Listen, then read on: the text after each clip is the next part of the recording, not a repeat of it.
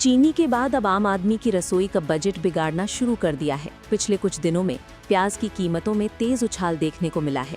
देश का औसत खुदरा भाव भले ही करीब 43 से 44 रुपए किलो के आसपास बताया जा रहा हो, लेकिन कई शहरों और बाजारों में यही प्याज 50, 60 और कुछ जगहों पर 37 से 77 रुपए किलो तक पहुंच गया है।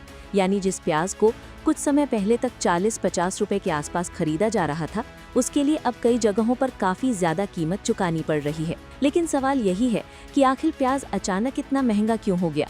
क्या देश में प्याज की कमी हो गई है या फिर इसके पीछे मौसम, फसल और सप्लाई से जुड़ी कोई बड़ी वजह है?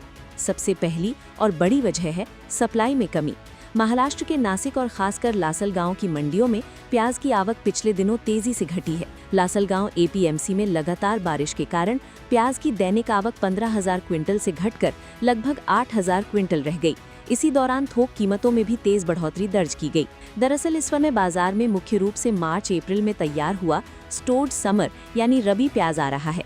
नई खरीफ फसल की आवक अभी पूरी तरह शुरू नहीं हुई है। यही वो अंतर है जहां मांग बनी रहती है, लेकिन बाजार में ताज़ा सप्लाई सीमित हो जाती है। विशेषज्ञों के मुताबिक नई खरीफ फसल की आवक में देरी होने से आने वाले हफ्तों में भी कीमतों पर दबाव बना रह सकता है। दूसरी वजह है मौसम की मार।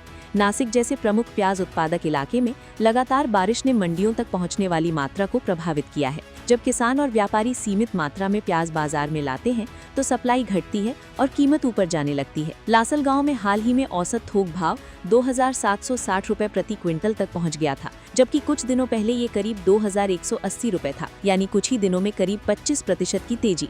तीसरी वजह है मौसमी सप्लाई गैप। प्याज की कीमतों में अगस्त-सितंबर के दौरान तेजी कोई बिल्कुल नई बात नहीं है। रबी प्याज का स्टॉक धीरे धीरे खत्म होने लगता है और खरीफ प्याज की नई फसल की बाजार में पर्याप्त मात्रा में आने में समय लगता है। यही वो संक्रमण काल है जहां सप्लाई पर अतिरिक्त दबाव बना है। यही कारण है कि राष्ट्रीय औसत खुदरा कीमत भी पिछले साल की तुलना में करीब 59% तक बढ़ चुकी है। अब सरकार ने इस बढ़ती महंगाई को रोकने के लिए बड़ा कदम उठाया है। केंद्र ने कांदा एक्सप्रेस के जरिए नासिक से प्याज को सीधे उन बड़े शहरों तक पहुंचाने की व्यवस्था शुरू की है जहां कीमतें ज्यादा हैं। इन शहरों में दिल्ली, चेन्नई, कोच्चि, मदुरई और गुवाहाटी शामिल हैं। मकसद साफ है, जहां सप्लाई कम है वहां तेजी से प्याज पहुंचाया जाए और थोक कीमतों पर दबाव कम किया जाए। सरकार सिर्फ ट्रेन चलाने तक सीमित नहीं है, बफर स्टॉक से भी प्याज बाजार में उतारा जा रहा है। रिपोर्ट्स के मुताबिक अब तक करीब 1.21 लाख टन प्याज बफर स्टॉक से जारी किया जा चुका है। दिल्ली एनसीआर में सरकार करीब 35 रुपए किलो की दर से प्याज उपलब्ध कराने की तैयारी भी कर रही है। यानी सरकार की कोशिश है कि एक तरफ मंडियों में सप्लाई बढ़ाई जाए और दूसरी तरफ आम उपभोक्ता को सस्ती दर पर प्याज उपलब्ध कराया जाए। सरकार के पास बफर स्टॉक मौजूद है, इसलिए फिलहाल स्थिति को राष्ट्रीय स्तर पर प्याज की पूर्ण कमी कहना सही नहीं होगा। असली समस्या इलाकाई सप्लाई और नई फसल की आवक के बीच पैदा हुआ अंतर है। दिलचस्प बात यह भी है कि जुलाई में सरकार ने प्याज की बफर खरीद के लिए किसानों को मिलने वाली कीमत 1,875 रुपए से बढ़ाकर 2,125 रुपए कर दी थी, ताकि सरकारी खरीद तेज हो और बफर स्टॉक मजबूत किया जा सके।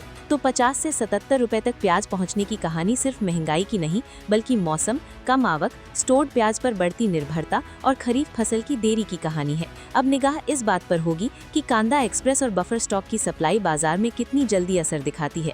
अगर सरकारी सप्लाई बढ़ती है और नई फसल की आवक समय पर शुरू होती है तो आने वाले दिनों में प्याज के दामों पर दबाव कम हो सकता है। लेकिन अगर बारिश और फसल की देरी जारी रही तो कीमतों में उतार चढ़ाव कुछ समय और आम आदमी को परेशान कर सकता है। Subscribe to One India and never miss an update. Download the One India app now.